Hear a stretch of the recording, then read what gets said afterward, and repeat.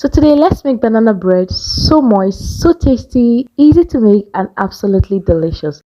First off, I'll start by adding in my 4 super ripe banana into a bowl. Now because I'm using small sized bananas, I'm using 4. So I'll use my fork to mash this properly until it's done. Now you can as well use your potato masher to do this. It's okay to have a few chunks of the banana by the time you are done, and that's fine. Add in 3 small sized eggs and give that a very good mix. Now I'll mix this together until it's properly done. You can use your hand mixer to do this, and that's okay. So mix this together till it comes in properly, and once it's done like this, I'll go ahead and add in now half cup of vegetable oil, half cup of brown sugar and a 1/4 cup of white sugar. So I've added those in, and I will give that a very good mix until all the ingredients is properly combined.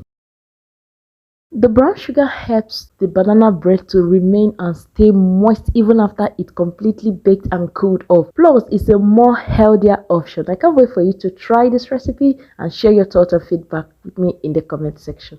Once I'm done mixing it properly like this, go ahead and add in 3 tablespoons of milk and mix that together as well. Once everything comes together properly like this and done, then we'll start introducing our dry ingredients. And for the recipe, I'm using 2 cups of plain or all-purpose flour, and then I'll sift that properly until it's done.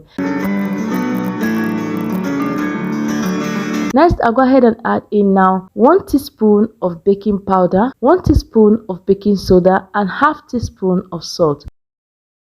Sift that in properly as well, and we'll take that out. Next, I'll come in again with my whisk, or at this point you can use a spatula, and start folding in the dry ingredients with the wet ingredients until it comes together properly and well done.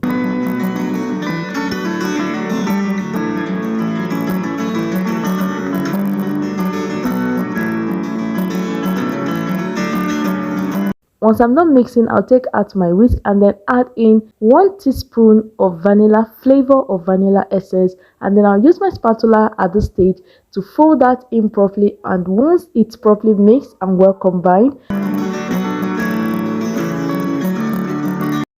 So at this point, our banana bread batter is ready. I've prepared my baking pan, greased a little bit with butter and lined properly with parchment paper. I'll go in now and pour in the batter into a bread pan or loaf pan.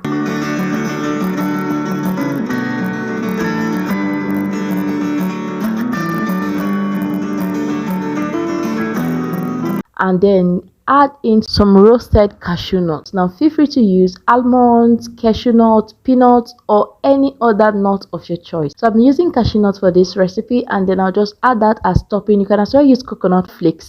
Bake this on a preheated oven for about 20 to 25 minutes or until the cake is properly done.